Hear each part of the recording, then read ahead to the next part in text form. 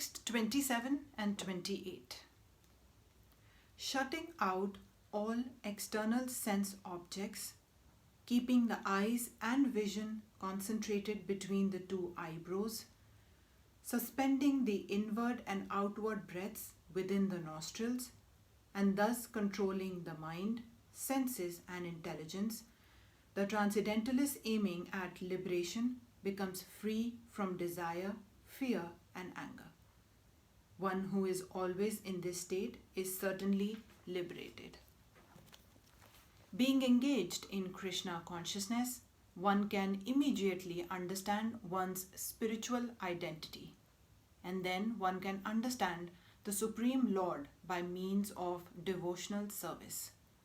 When one is well situated in devotional service, one comes to the transcendental position, qualified to feel the presence of the Lord in the sphere of one's activity. This particular position is called liberation in the Supreme.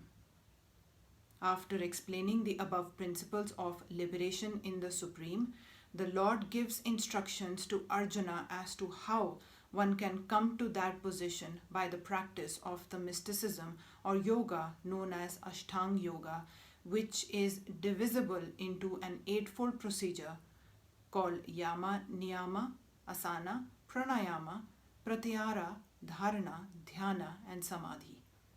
In the 6th chapter, the subject of yoga is explicitly detailed, and at the end of the 5th, it is only preliminarily explained. One has to drive out the sense objects such as sound, touch, form, taste, and smell by the pratyahara process in yoga, and then keep the vision of the eyes between the two eyebrows and concentrate on the tip of the nose with half-closed lids. There is no benefit in closing the eyes altogether because then there is every chance of falling asleep. Nor is there benefit in opening the eyes completely because then there is a hazard of being attracted by sense objects. The breathing movement is restrained within the nostril by neutralizing the up-moving and down-moving air within the body. By practice of such yoga, one is able to gain control over the senses, refrain from outward sense objects, and thus prepare oneself for liberation in the Supreme. This yoga process helps one become free from all kinds of fear and anger and thus feel the presence of the Super Soul in the transcendental situation.